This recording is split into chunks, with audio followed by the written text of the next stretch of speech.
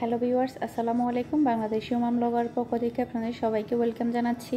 আশা করছি আপনারা সবাই অনেক ভালো আছেন। আমিও আলহামদুলিল্লাহ ভালো আছি। এখন হচ্ছে দুপুরবেলা, আমি ডিম দিয়ে আলু দিয়ে ঝোল রান্না করব।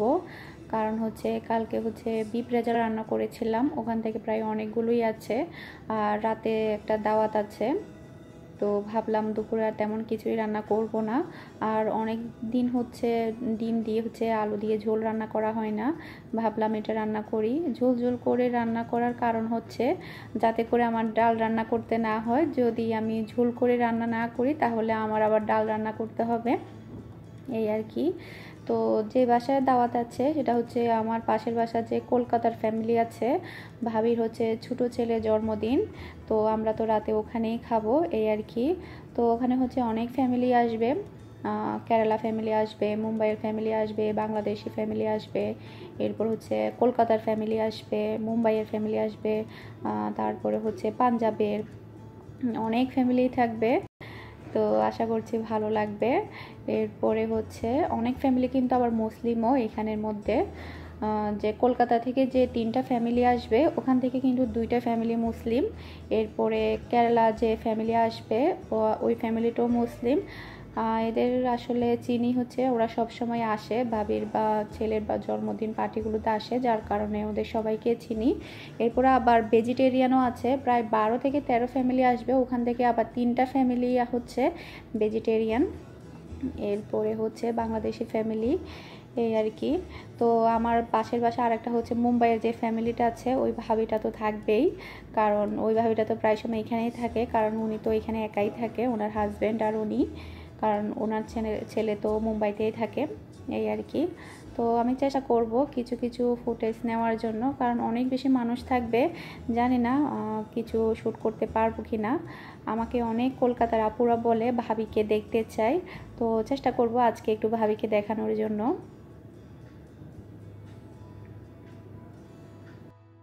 ভাইয়া এখানকার গভর্নমেন্টে শেফ, উনি কুকিংয়ের কাজ করে। তো যখন কোনো পার্টি হয় তখন উনি সব রান্নাই নিজের হাতে করে থাকে, ভাবিকে কিছুই করতে দেয় না, একদম সব কিছুই নিজেই করে। আর পার্টি ছাড়াও এমনিতেও কিন্তু ভাবিকে অনেক বেশি হেল্প করে, রান্না বান্না এটা সেটা অনেক কাজে হেল্প করে। আর আবার অনেক সময় দেখা যায় কি, পার্টির রান্নাগুলো যখন এখানে ঝামেলা হয়ে যায়, তখন উনি গভর্নমেন্টের কিচেন থেকে রান্না করে নিয়ে আসে। এবারেরগুলো যেহেতু মানুষ অনেক বেশিই থাকবে, ওখানকার গভর্নমেন্টের কিচেন থেকে উনি সব রান্না বান্না করে একদম এখানে রেডিমেড নিয়ে এসেছে, তেমন এখানে কোনো ঝামেলা হয়নি। যে কয়েকজন ভেজিটেরিয়ান আছে তাদের জন্য শুধু ভাবি ভেজিটেবলগুলো আয়োজন করেছে কয়েক আইটেমের। আর এমনিতে নন ভেজ যারা আছে তাদের সবগুলো আইটেম ভাইয়া কিচেন থেকেই, গভর্নমেন্টের কিচেন থেকে রান্না করে নিয়ে এসেছে, এই আর কি। ভাইয়া অনেক কিছুই পারে, ওনার কাছ থেকে আমি কয়েকটা রেসিপি শিখেছিলাম, এই আর কি। অনেক ভালো আসলে, কলকাতার মানুষগুলো অনেক মিশুক, অনেক ভালো, আমার কাছে খুবই ভালো লাগে। ভাবির সাথে তো অনেক বছর ধরে পরিচিত, আমি আসার আগে ভাবিরা এখানে থাকে, 2-3 মাস আগে থেকেই। ওনারা থাকার 2-3 মাস পরেই আমি এসেছি ওমানে, এই আর কি।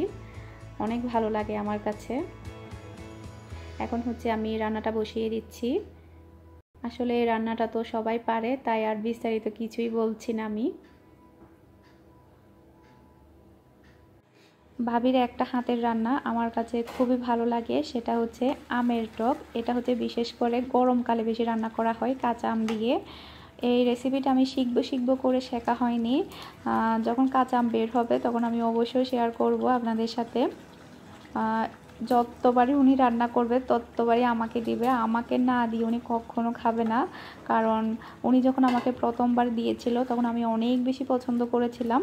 এরপর থেকে যতবারই উনি রান্না করবে ততবারই আমাকে দিয়ে যাবে, এই আর কি।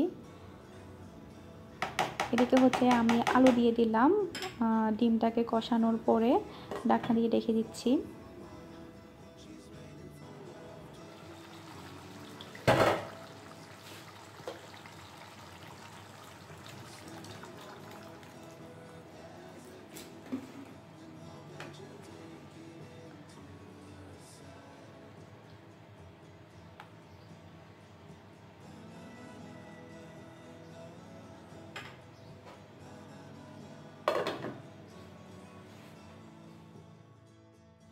রান্নাটা সম্পূর্ণভাবে হয়ে গিয়েছে। এখন হচ্ছে আমি ধনেপাতা কুচি দিয়ে দিব।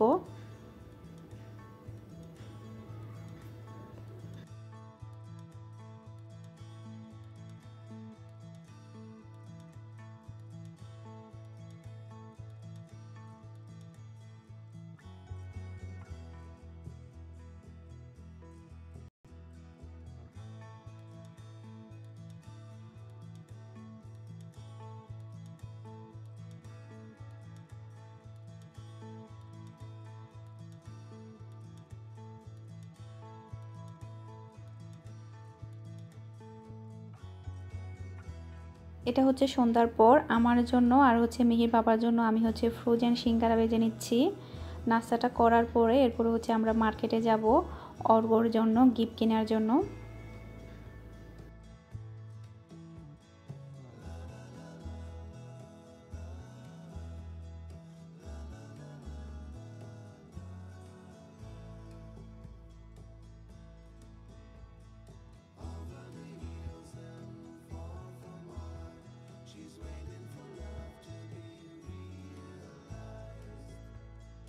মার্কেট থেকে আসার পরে রেডি হওয়ার জন্য কাপড় চোপড় বের করে নিলাম। মিহির জন্য মিহির বার্থডে ড্রেসটাই বের করলাম, কারণ বার্থডের পরে আর পরা হয়নি, ভাবলাম আজকে পরাই, ছোটো হয়ে যাবে। আর আমার জন্য আমি এটা বের করলাম। এটা আমাকে দিয়েছে আমার বাবার বাড়ি থেকে, গত বছর ঈদে দিয়েছিল আমাকে। এই কালারটা আমার কাছে খুবই ভালো লাগে। আমি যখন বাংলাদেশে গিয়েছিলাম তখনই আমি সেলাই করেছিলাম, এটা ওখানেই ছিল বাংলাদেশে। কারণ যেহেতু আমি বাংলাদেশে যাব সেই জন্য আমি আর ওমানে আনিনি, ওখানে গিয়ে সেলাই করেছিলাম। এরপরে যখন এসেছিলাম তখন নিয়ে এসেছিলাম। এই ড্রেসটা আমার কাছে খুব ভালো লাগে, বিশেষ করে কালার। মিহি যখন প্রাইভেট থেকে এসেছে ওকে আমি রেডি করিয়ে দিয়েছি। ও তো একদম খুশিতে নাচানাচি করছে, কারণ ওর বেস্ট ফ্রেন্ডের বার্থডেতে যাবে। এমনিতে ও বার্থডে অনেক বেশি পছন্দ করে, নাচতে নাচতে একদম সে পড়েই যাবে।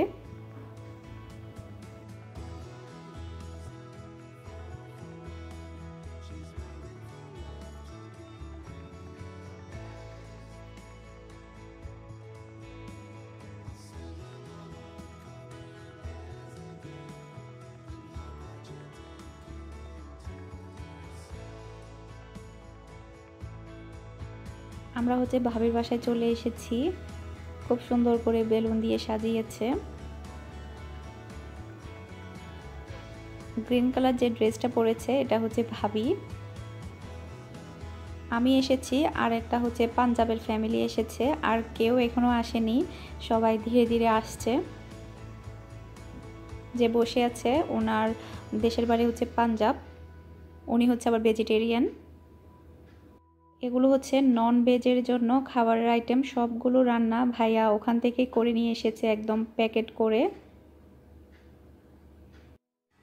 আপনাদেরকে আমি একটু দেখিয়ে দিই ভাইয়া নন ভেজ কি রান্না করেছে। এটা হচ্ছে চিকেন মশলা কারি, অনেক বেশি টেস্টি হয়েছে এটা। আর এটা হচ্ছে মাটন, এটা কিভাবে রান্না করেছে জানি না, কিন্তু অনেক টেস্টি হয়েছে এটা। আর এটা হচ্ছে ভেজিটেবল পোলাও।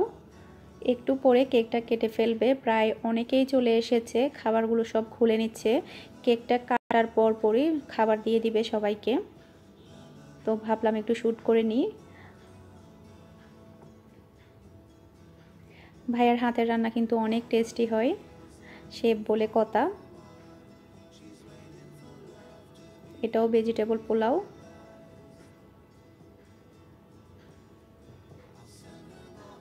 আর ওদিকে হচ্ছে সব হচ্ছে ভেজিটেরিয়ানদের জন্য ভেজিটেবল আইটেমগুলো আলাদাভাবে রেখেছে।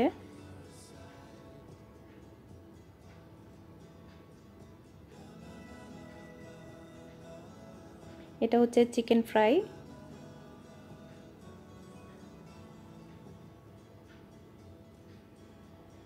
তারপরে হচ্ছে ডিম ভুনা।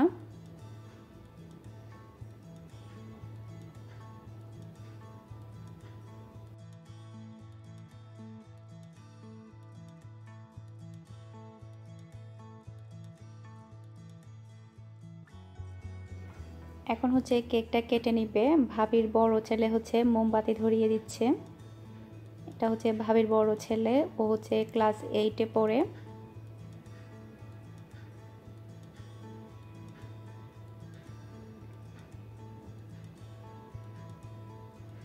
কয়েকটা ফ্যামিলি এখনও আসেনি, তারপরও কেকটা কেটে ফেলছে কারণ অনেক লেট হয়ে যাচ্ছে সেজন্য। প্রায় 3-4টা ফ্যামিলি এখনও আসেনি, ওরা আসতে নাকি আরও অনেক লেট হবে, সেজন্য কেকটা কেটে ফেলা হচ্ছে।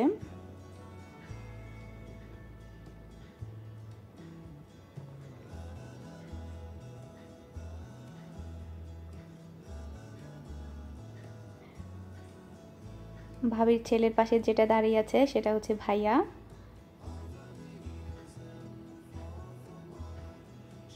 আর এদিকে সব বাচ্চা কাচ্চারা বসে আছে।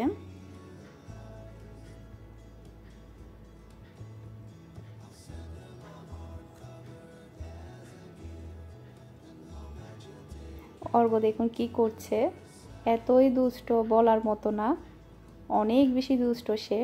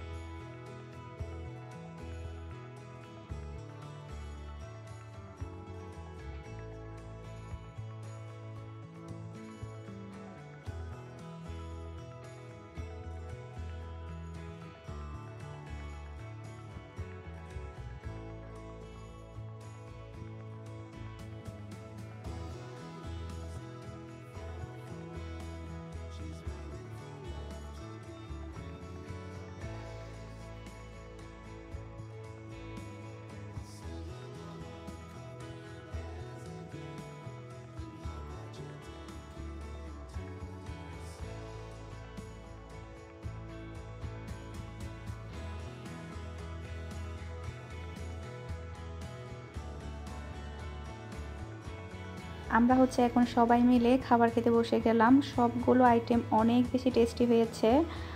ভেজিটেবল পোলাও, তারপর হচ্ছে চিকেন মশলা কারি, তারপরে মাটন, তারপরে চিকেন ফ্রাই, সবগুলোই অনেক বেশি ভালো লেগেছে। এরপর হচ্ছে এটা হচ্ছে চিকেন সালাদ, সালাদটাও কিন্তু অনেক বেশি টেস্টি হয়েছে। আমি তো ভাত খাওয়ার পরে আরও একবার সালাদ খেয়েছি, এমনিতেই অনেক ভালো লেগেছে আমার কাছে।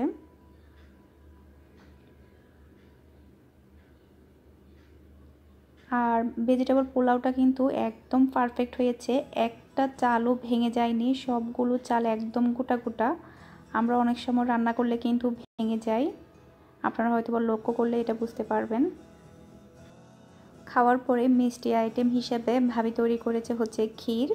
ভাবির হাতের ক্ষীর অনেক বেশি টেস্টি হয়, কালারটা দেখেই তো আপনারা হয়তো বুঝতে পেরেছেন এটা কতটা টেস্টি হয়েছে। প্রায় অনেকগুলো দুধ দিয়ে এই ক্ষীরটা তৈরি করে ভাবি। মিহিকে একটু দিতে চাচ্ছি, মিহি খাচ্ছে না।